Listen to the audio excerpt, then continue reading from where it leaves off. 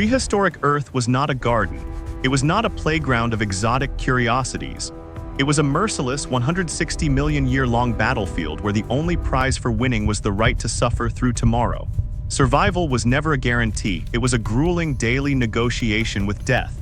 And while the flesh of these titans has long since vanished, dissolved into the acidic soils of the Cretaceous, they left behind something far more honest than a story. They left us the evidence. When we look at the fossil record, we aren't just looking at biology, we are looking at a forensic archive of extreme violence. We see broken ribs that never quite aligned as they healed. We see vertebrae shattered by the force of a 1,000-pound bite. We see skulls with holes large enough to fit a human fist, wounds that were not the cause of death, but the scars of a life lived on the edge of extinction. These are frozen moments, snapshots of agony preserved not by ink or digital pixels, but by the very stone itself. In this exploration, we are going to look past the size and the scales. We are going to look at the trauma. We are going to analyze the encounters that were so violent they permanently scarred the geological record. This is a story of conflict that goes far beyond ordinary hunting. This is the story of the sheer, stubborn will to exist in a world that wanted everything dead. Let's travel back 66 million years to the floodplains of what is now South Dakota. Imagine a massive Edmontosaurus, a duck-billed giant reaching 40 feet in length, grazing peacefully on the tough horsetails and conifers. It is a social creature, relying on the safety of the herd. But today, the herd is not enough. From the dense foliage, a shadow erupts. A Tyrannosaurus rex, the apex predator of all time, has timed its strike. It doesn't aim for the neck, it's a chaotic scramble. The T-Rex lunges, its massive jaws snapping shut on the only thing it can reach, the base of the Edmontosaurus's tail. The force is unimaginable, over 12,000 pounds of pressure per square inch, but something happens. The herbivore lunges forward with a burst of adrenaline-fueled strength. There is a sickening crack, but it isn't the sound of the Edmontosaurus's spine snapping. It's the sound of a T-Rex tooth shattering, suggesting long-term survival post-injury. Today, we have the fossilized proof of this exact second of failure. We have a tail vertebra from an Edmontosaurus that contains a literal smoking gun. Lodged deep between the spinal processes is a broken tip of a T-Rex tooth. But here is the most incredible part. The bone has grown around the tooth. This tells us that the attack wasn't fatal. The Edmontosaurus didn't just escape. It survived for months, perhaps years, carrying the literal shard of its nightmare embedded in its flesh. Imagine the constant ache, the way the animal would have limped through the marshes, a fragment of its greatest enemy fused into its very skeleton. It serves as a permanent reminder that even the most perfect killing machine can miss, and even the most vulnerable prey can find a way to endure.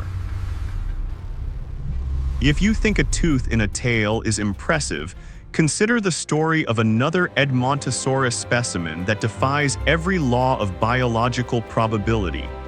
This animal didn't just survive a bite, it survived a literal demasking.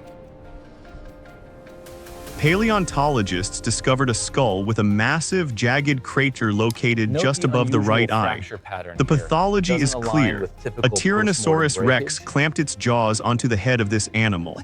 With a violent twist of its powerful neck, the predator ripped. It didn't just tear the skin, it planed away a massive section of the frontal bone. Based on the depth of the wound, the trauma likely exposed the underlying membranes protecting the brain.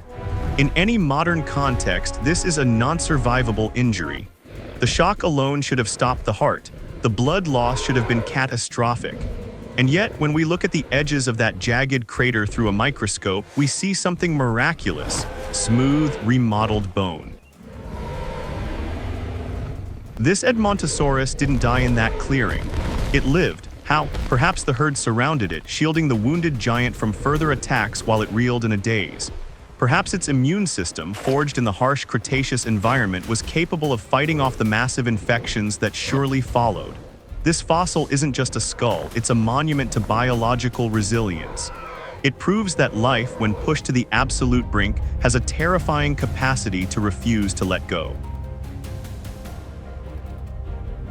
Now let us turn our attention to the north, to the rugged terrain where the ceratopsians roamed.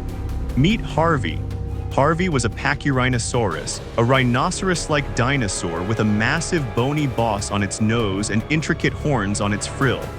But Harvey's most defining feature wasn't his horns. It was the fact that he was missing half of his face.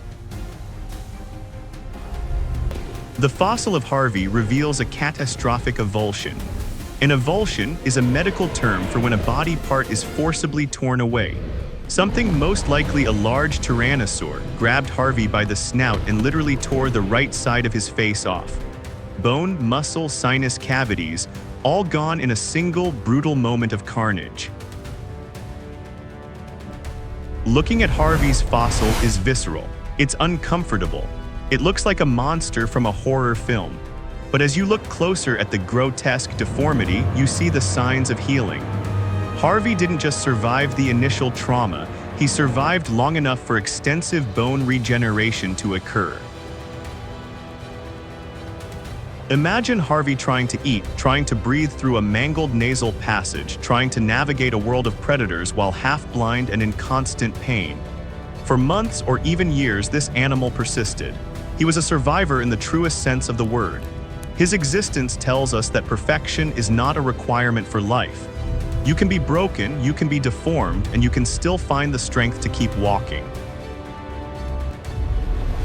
So far, we have focused on the prey, but the predators lived lives that were equally, if not more, violent. Let's look at Stan.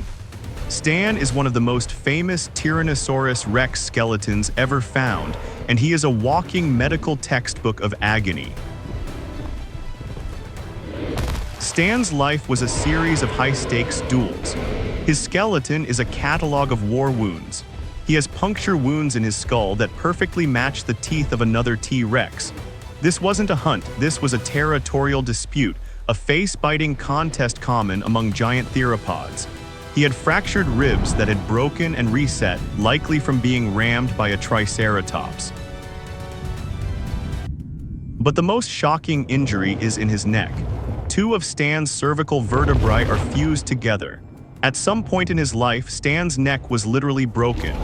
A fracture of this magnitude in a human would mean instant paralysis or death.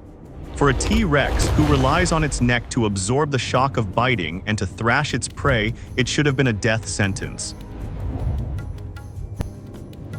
Yet Stan's body fused the bone, he healed, he continued to hunt. He continued to dominate, he lived to what was for a T-Rex an advanced age. Stan reminds us that even the kings of the world have to bleed for their crown. His life was not one of easy victories, but of relentless recovery. He was a warrior who refused to fall, even when his own spine gave way. Be very careful around the snout. We need to keep that matrix. While Stan represents acute trauma, the T-Rex known as Sue, the largest and most complete of her kind, represents the grit required to endure chronic, long-term suffering. Sue didn't just have injuries, she had a lifetime of accumulated physical burdens. Yes, it seems another large marine reptile attacked it. When you look at Sue, you see a predator that was falling apart. Her right shoulder was severely damaged, likely from a struggle with a massive prey animal, rendering one of her arms nearly useless. She suffered from excruciating arthritis in her tail and spine, making every step a labor of pain. Her leg bones show signs of a chronic, bone-eating infection called osteomyelitis, which would have made her lower limbs throb with heat and pressure. And then there are the holes in her jaw. For years, scientists thought these were bite marks, but we now believe they were caused by a parasitic infection similar to trichomonas, which affects modern hawks. The parasite bored into her bone, likely making it painful for her to even swallow. Sue was a broken queen, but she lived to be 33 years old, an unprecedented lifespan for a T-Rex. She didn't survive because she was the fastest or the strongest. She survived because she was the toughest. She adapted. She compensated for her useless arm. She pushed through the arthritis. She lived with the infection. Sue's story is a profound lesson in endurance, the idea that you don't have to be okay to be successful, you just have to be persistent. The violence of the prehistoric world was not limited to the land. Beneath the waves of the western interior seaway, the oceans were home to monsters that make modern sharks look like goldfish.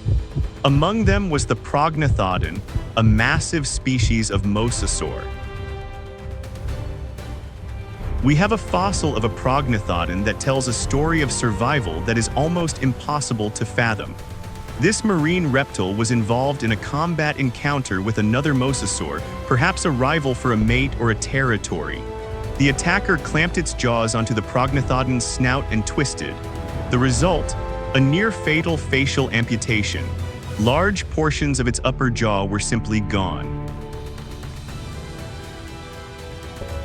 In a modern marine environment, an open bone wound like that would lead to immediate infection and death.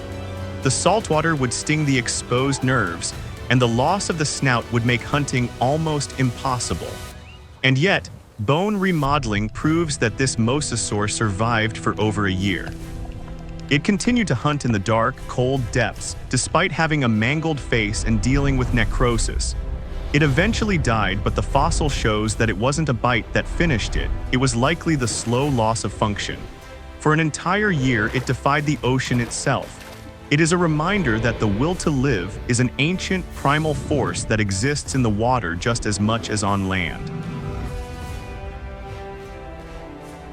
When we look at these fossils, the tooth in the tail, the hole in the skull, the fused neck, the infected jaw, we are forced to confront a truth more brutal than any movie could portray. Prehistoric life was defined by trauma. But these bones also tell us something beautiful. They tell us that victory is a relative term. In the Cretaceous, victory wasn't always about killing your enemy or being the strongest in the herd. Sometimes victory was simply living to see the sun rise. Sometimes victory was the bone growing back over the wound. The fossil record doesn't tell stories of peace. It tells stories of endurance carved into stone. It is a testament to the fact that no matter how hard the world hits you, no matter if it tears your face, breaks your neck, or fills your body with infection, the biological imperative is to keep going. If you enjoyed this deep dive into the brutal reality of the prehistoric world, please hit that subscribe button and turn on notifications. We have so many more stories of the ancient world to uncover, and I want you there with me for every one of them.